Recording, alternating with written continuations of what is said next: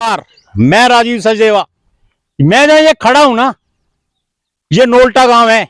यहाँ कल एक एक्सीडेंट हुआ, बड़ी स्पीड से बस आई बताई जाती है, 34 या 36 सीटर बस बताई जाती है। बच्चों को स्कूल से लेके आई, बताया ये भी गया उस बस के अंदर। में आज अखबारों में पढ़ा कि उस बस के अंदर लगभग 100 यात्री थे। उसमें सेब तो नहीं बोलेंगे, उसमें आलू और टमाटर बकायदा उनके क्रेट रखे गए थे। वो बस थी कि हवाई जहाज था? 34 सीटर थे, 36 सीटर बस, 100 बच्चा, 100 यात्री। 100 बच्चे नहीं थे स्कूल के, 100 यात्री थे। यहां से बस घूमी और यहां इस मोड़ के ऊपर आज तो बड़ा साफ मोड़ करा दिए गए सरकार के अधिकारियों के द्वारा कि मरता क्या ना करता। जब गले में जान अटकती है ना, तो ये अधिकारी रातों रात भागते हैं।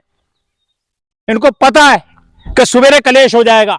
ये जहां ये सामने देख रहे हैं, जब मिट्टी का ढेर खड़ा हुआ है, यहां पर अंत है मिट्टी के ढेर का, यहां पर वो बस पलटी। कितना चौड़ा रोड है। एमएलए साहब भी आए, पूर्व विधायिका भी शायद आई है कि नहीं आई, मुझे नहीं पता। मौके पे अथेरे नेतागण आए होंगे लोकल, क्योंकि एमएलए का इलेक्शन है। राजनीति तो चमकानी सबको है साहब। जब राजनीति चमकानी जानते हो तुम, तो लोगों को सुविधा क्यों नहीं दिलाना जानते? जेई साहब का कमेंट में उसमें आया है, कमेंट अखबार के अंदर, कि इसका 9 करोड़ का टेंडर है, ऊपर गया हुआ। ऊपर क्या भगवान के पास गया हुआ है? पिछले साल हमने शायद इस सड़क की वीडियो पोस्ट की थी, जब भी इसी जेई के शब्द थे कि ऊपर गया हुआ है। साहब ऊपर कौन? एयर कंडीशन में बैठे हुए अधिकारी। क्या आज तक कभी आए इस सड़क पे? कल हाहाकार मची होगी तो सब भागे होंगे यहां पर। जनाब, रोड चौड़ी कर दी गई अधिकारियों के लिए, आम आदमी जाए ऐसी की तैसी में।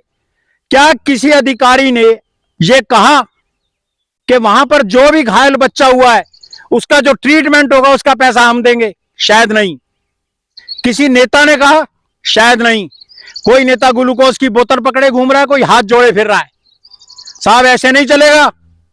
यहां पर सिर्फ ग्लूकोज की बोतलें और हाथ जोड़ने का मतलब फोटो सेशन था।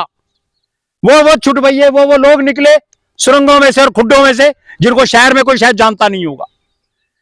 सबसे बड़ा सवाल, इनके ऊपर कार्रवाई होनी चाहिए। मैं सरकार से कहता हूं, नंबर 1 सरकारी मास्टरों के ऊपर, टीचरों के ऊपर, जिनको ये पता नहीं अगर वो स्कूल में जाते हैं या स्कूल से सड़क से आते हैं कि सड़क खराब है।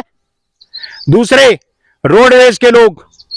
तीसरे, पीडब्ल्यूडी के अधिकारी और कर्मचारी। पीडब्ल्यूडी के अधिकारी और कर्मचारी तो मेन एक्यूज्ड माने जाने चाहिए। चौथा, वो ठेकेदार जिसके कहने पे सड़क बनाई गई, और वो ठेकेदार, उसका नाम अखबार में लिखा हुआ था आज। और जरूर वो कोई ना कोई इस समय जो मौजूदा पार्टी राज कर रही है हरियाणा के अंदर, उसका नेता रहा होगा। साहब, उसकी लिखा गया कि डीएलपी 2 साल पहले पूरी हो गई सड़क की।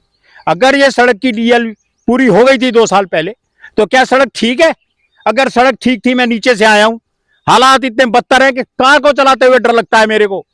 ये तो रोड आपको दिखाई इसलिए जा रही है साफ कि कम से कम का अगर कल को कोई पत्रकार यहाँ आए तो उसको दिखाया जाए कि साहब हम तो काम करते हैं, कितनी साफ सड़क कर रखी है हमने। फॉरेस्ट के लोग जो बार बार अड़चने आते होंगे कि साहब हम इतनी जमीन नहीं देंगे, इतनी नहीं लेंगे, ये सभी के सभी व्यक्ति, कौन होगा इसका जिम्मेदार? ये बताया जाए हमारे को। और जिन लोगों के बच्चे हॉस्पिटल में हैं, उनका खर्चा क्या सरकार देगी? एक ड्राइवर और कंडक्टर को सस्पेंड करने से काम नहीं चलेगा। गर्दन उनकी पकड़नी चाहिए, जो उच्च अधिकारी हैं, गर्दनें उनकी पकड़नी चाहिए। एक ड्राइवर कंडक्टर को सस्पेंड कर दिया आपने, बहुत अच्छा काम किया, बहुत अच्छा काम किया। ये जिस लेडी की बताई जा रही है कि बाजू काटी जाएगी, उसकी जिंदगी भर का मुआवजा कौन देगा? जो बच्चे हॉस्पिटल में पड़े हैं उनका क्या होगा?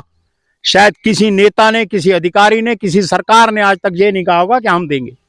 मेरा सरकार से निवेदन है, सैनी साहब, आप परसों नहीं बोलेंगे, 15 जुलाई को यहां पर एप्पल मंडी में आ रहे हैं आप, यहां पे जरूर इन लोगों के बारे में भी सुनिएगा। और लड़कियों के लिए तो बस अलग चलाई जाए। पता नहीं क्या बात है, मेरी बेटी करती रहती है ये सरकार। लड़कियों के बारे में सोचती नहीं बिल्कुल, ना बेटियों के बारे में सोचती। यहां से बच्चे नीचे जाते हैं। काल का हिंदू कन्या स्कूल पे भी बात करिएगा और इस सड़क के ऊपर भी बात करिएगा। ये मेरा निवेदन है आपसे। ये बेसिक चीजें चाहिए हमारे को, जो आज मैं आपको बता रहा हूं। नहीं बताएंगे आपके छुट भैया ये आपको। धन्यवाद दोस्तों, धन्यवाद।